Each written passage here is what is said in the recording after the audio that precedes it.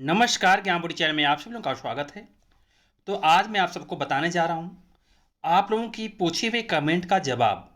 जैसे कुछ लोग कमेंट में पूछ रहे हैं कि सर एससी कैटेगरी की बच्ची का क्या डॉक्यूमेंट्स लगेगा एडमिशन के लिए नर्सरी केजी और पहली क्लास 2024-25 सत्र में EWS DG and CW category के जो फॉर्म निकलेंगे उसमें एससी कैटेगरी के बच्ची का क्या डॉक्यूमेंट्स लगेगा, इसकी जानकारी दूंगा मैं आपको।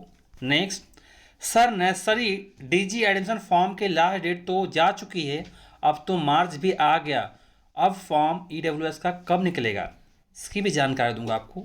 नेक्स्ट, सर डीजी में कौन सी कैटेगरी होती है, इसका डिटेल में बताऊंगा। डीजी में कौन सी कैटेगरी आती है, कौन कौन से लोग डीजी कैटेगरी के अंतर्गत आते हैं।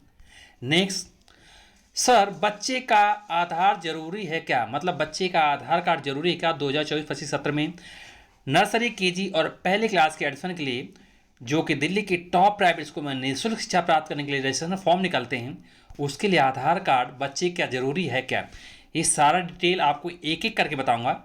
जानकारी जानने से पहले जो लोग चैनल पर पहली बार आए हैं चैनल को सब्सक्राइब कर दें, वीडियो अच्छी लगी तो इसे लाइक करें, शेयर करें, कमेंट करें, बताएं कि ये इन्फॉर्मेशन आपको कैसे लगी।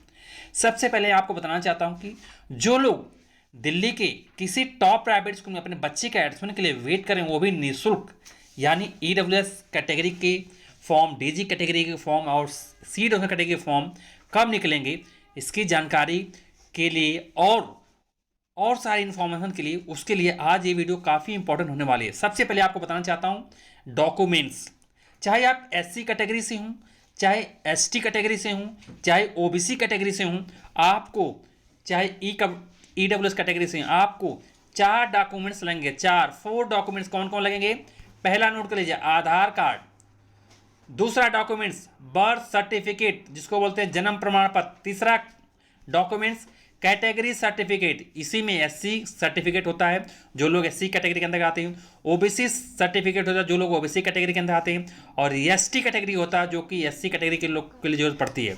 तो आपको समझ में आ गया होगा कि तीसरा डॉक्यूमेंट्स क्या हो गया, कैटेगरी सर्टिफिकेट। चौथा डॉक्यूमेंट आधार कार्ड।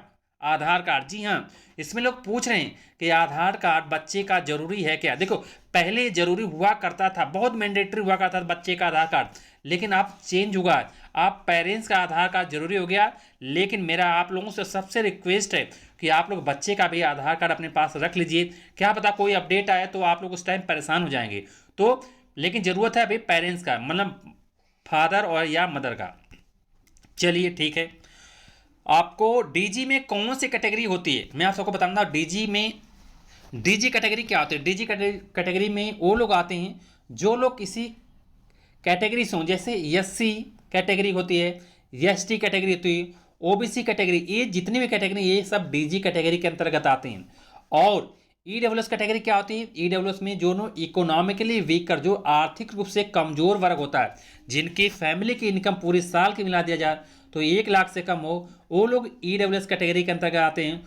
वो लोग एससी भी हो सकते हैं, एसटी भी हो सकते हैं, ओबीसी भी हो सकते हैं, जनरल भी होते हैं, कोई भी कैटेगरी ईडब्ल्यूएस कैटेगरी के अंतर्गत आ सकती है, बशर्ते उसकी इनकम पूरी साल की 1 लाख से कम हो। मतलब आप किसी भी कैटेगरी से आप ईडब्ल्यूएस कैटेगरी के अंतर्गत आ सकते हैं, लेकिन आपकी पूरी फैमिली की इनकम साल भर में 1 लाख से कम होनी चाहिए, ज़्यादा नहीं होनी चाहिए, आप चाहे किसी भी कैटेगरी से हों। तो आप समझ में आ गए, डीजी कैटेगरी में वो लोग आते हैं जिनकी इनकम 1 लाख से ज़्यादा हो और वो एससी में होते हों, एसटी में हो या ओबीसी में हो, ये लोग डीजी कैटेगरी के अंदर आते हैं।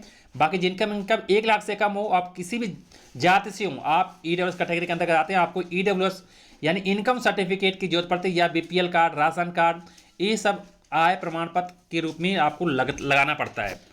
तो ये 4 डॉक्यूमेंट्स विषय में बताते हैं, बर्थ सर्टिफिकेट, कैटेगरी सर्टिफिकेट जिसको बोलते हैं एससी का सर्टिफिकेट या एसटी सर्टिफिकेट या ओबीसी सर्टिफिकेट, और आपका ईडब्ल्यूएस सर्टिफिकेट जो लोग ईडब्ल्यूएस के अंतर्गत आते हैं जिसको इनकम सर्टिफिकेट जो बोलते हैं, और Aadhaar card, address proof, birth certificate, category certificate और आधार कार्ड, ये 4 डॉक्यूमेंट जरूरी है सबके लिए। तो आपको बता दिया, और आपको फिर से मैं बताना चाहता हूँ कि इसके अलावा कोई जानकारी चाहिए तो कमेंट बॉक्स कमेंट जरूर करना, उसका हो सकता है वीडियो दे दूँ या तो उसकी जानकारी मैं आपको कमेंट के माध्यम से रिप्लाई कर दूँ। तो तब तक कहूँगा कि कोई भी आपके मन में डाउट हो तो कमेंट बॉक्स में कमेंट जरूर करना। तब तक thanks to all and all the best.